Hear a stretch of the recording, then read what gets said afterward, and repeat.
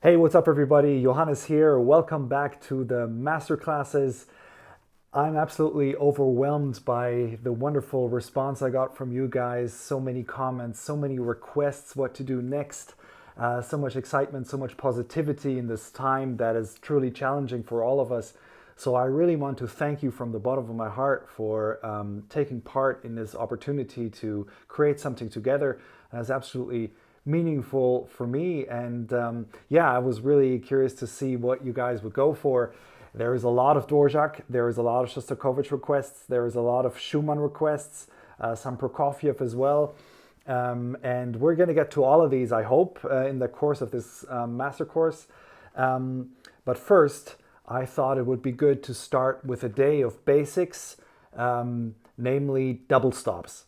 Now, I start every practicing day with double stops. I think they're a fantastic exercise for the left hand. They're like really like going to the gym for the left hand because it strengthens your muscle. It also strengthens your coordination, and it also enhances your understanding of structure. So we're going to start today with thirds, and you will see that I'm not only playing thirds, but I'm also adding a fourth here and there. So let's just take C major because that's a good key to start the day with. And so I'm playing the first third, and then I add the fourth, and I also add a fourth here. And that looks a little bit like this.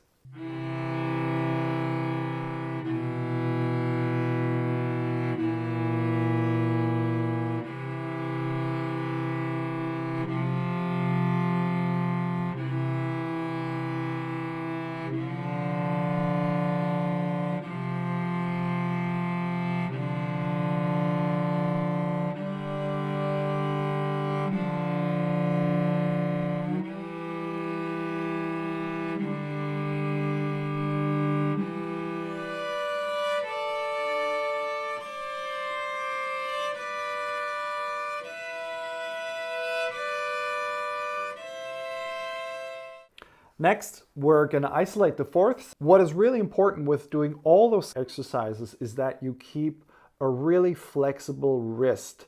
I don't want you to do this or this just because you're running out of strength. I'd rather you take a little break whenever you feel like you don't have strength, and then either your thumb is doing this. Remember, we're not supposed to do that. You remember that from yesterday from the Saint-Saens video. So we have to keep the joints round, but also we have to make sure, especially when we go to the upper register, that we don't curve the wrist like this or like this. Whenever we have a locked joint, we limit flexibility, we limit blood flow. You know, if you've ever experienced that sort of tingling feeling in the fingers, that just means that the blood flow is interrupted somewhere. So it's either here at the locked joint or it's here if you pull your shoulder up. There can be many reasons for that. But yeah, tingling in the hands is always a sign that there is blockage somewhere and you need to check the chain of events, I would call it. Next, we're going to go to fourths, and that looks a little bit like this.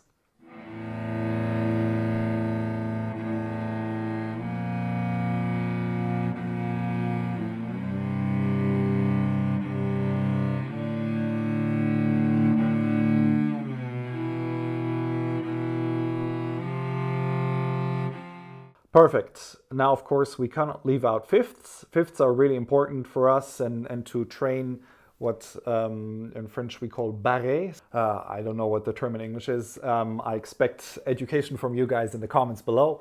Make sure that when you make the fingers flat, that again, you don't curve any joints to the point where they get absolutely white. That means that there is no blood flow, so that's dangerous.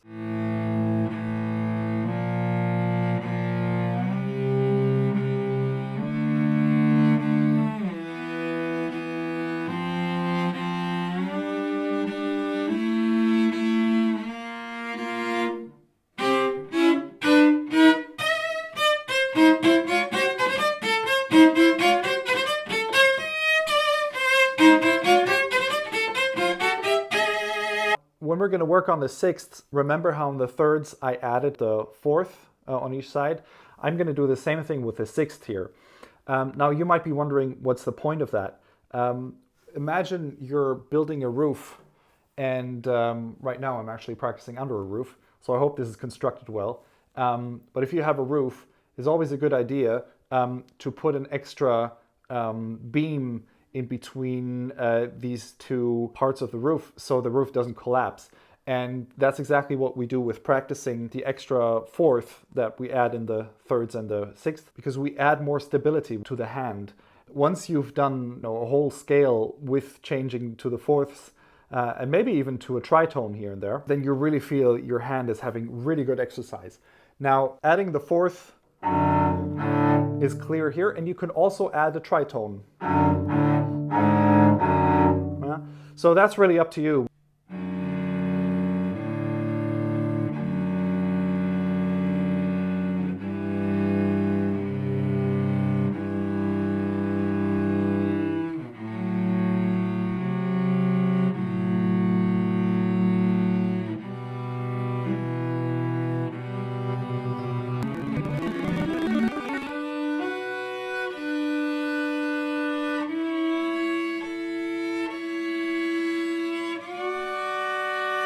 We also don't want to forget sevenths. It's always good to practice the frame of the hand with thirds, but of course we have to take into consideration that with thirds you have to adjust your intonation, because obviously the intonation of single notes is very different from intonation of double stops. So with a seventh, as this is a pure interval, we don't have that problem. So we can actually practice these sevenths both small and big, and that will give you a fantastic sense of a structure and of stability in the hand.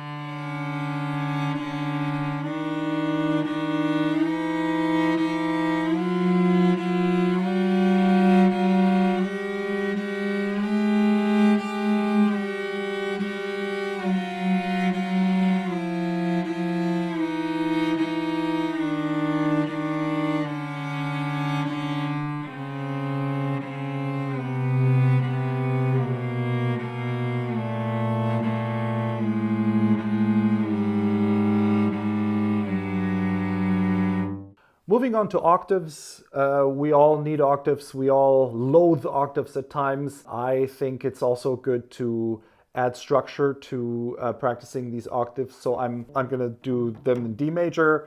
Gonna start with the octave. Then, like in the Saint-Saens exercise from yesterday, I'm gonna add a fifth, and then I'm gonna add a fourth, and another fourth. Should be in tune. I really feel that I've engaged every finger in quite a lot of combinations. If you're feeling adventurous, you could also add a tritone here and there. So let's see. If I have an octave here, I could add a tritone.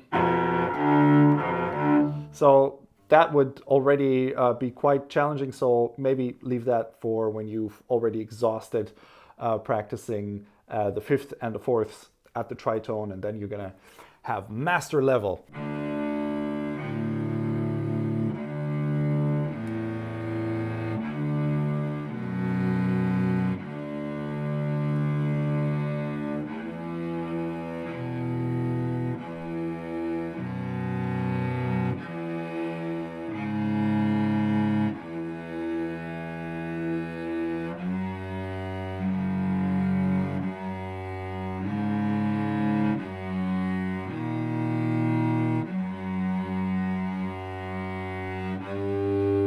we shouldn't forget that we're going to use double stops in a musical context. So for octaves, I like to either take the octaves from the Rococo variations or the octaves from the first movement of the Dvorak concerto, and really apply what I've been working on in a musical context.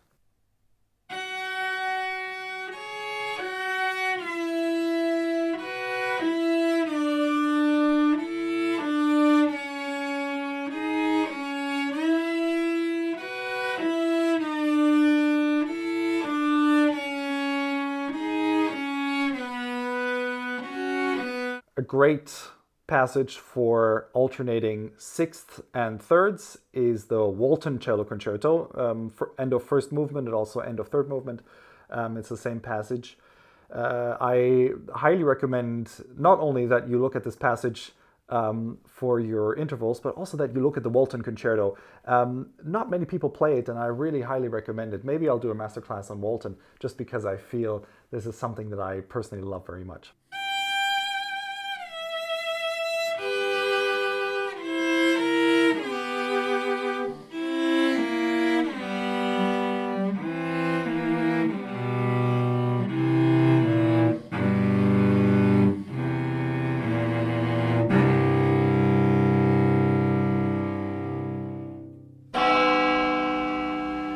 And we do have a bonus, indeed. This is going to be seconds. We're going to put the thumb on the A string, and then we're going to put the third finger on the D string. And it sounds a little bit like this.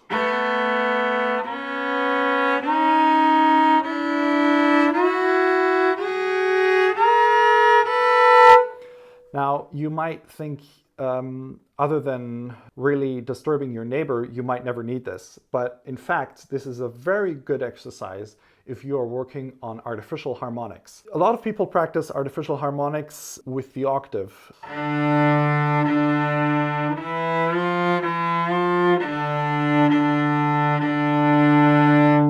However, the problematic thing is that you are putting the weight between the two strings on the thumb on the D string, whereas later on you will need it on the A string.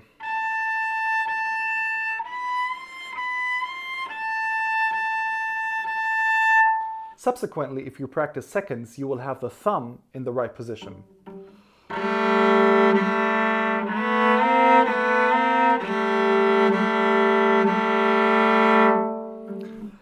So there you have it. That was our bonus section of the day. I think we're going to keep that feature. That's a lot of fun. We're going to add a little secret sauce every day, a secret spice.